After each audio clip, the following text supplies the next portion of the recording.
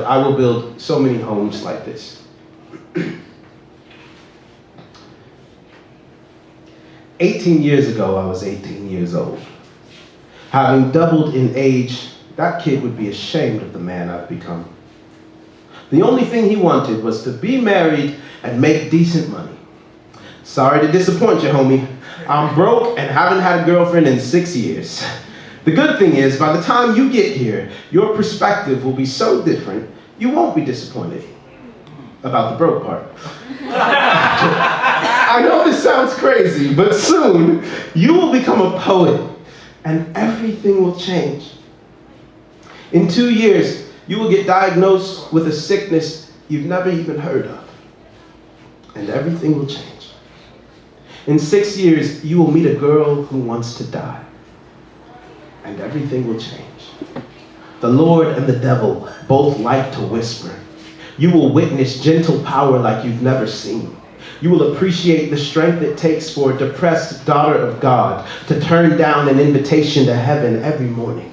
She will be the first of many people who seek refuge in the shade of your unshakable joy, your stubborn hope. The first of many people who find living a chore, but don't mind washing dishes with you. None of it will make sense, but you will still love them, and they will all love you, and they will all leave, and everything will change. You will be alone long enough to love it. You will stay in love long enough to feel lonely. You will break up with urgency. You will part ways with desperation. You will learn to value healthy more than a wedding ring. You will still think in black and white, but you will stop being so judgmental. You will tear up your list and replace it with a longer list. But this time, love's requirements will actually make sense. You will make peace with your own company. You will choose peace over loveless love.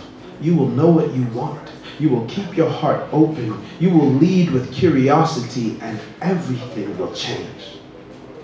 18 years ago, I was 18 years old, landed in Chicago with endless questions and no particular goals. In 4 years, I felt more like I belonged in that city than the one I was raised in. It became the second of many places I would call home. A tiny town in Central Oregon, any open mic on planet Earth, the back of my car for a California winter, the gym where I showered during my season of homelessness, the abandoned office space above the auto repair shop. It wasn't exactly zoned for residential living, but there was a hammock on the roof, so I didn't ask questions. The 2-bedroom apartment where I first signed a contract and felt like a real adult. The Spanish-style home in the Mexican neighborhood where mariachi music blasted well past sundown. The 4-bedroom apartment where I lived with 2 sisters, a brother-in-law, 3 nephews, and a niece. The children learned to knock, but still barged into my room before I could shove sadness back in the closet. Still paraded into my room with smiles that cured everything. The little house in Spokane that I rented for only 2 weeks, but felt so sad to leave.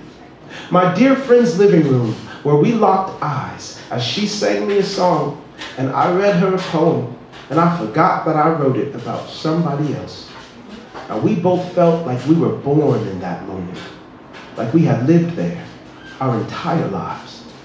I will build so many homes like this, and I will love them all, and I will leave them all, and I will miss them all, and everything will change. Thank y'all.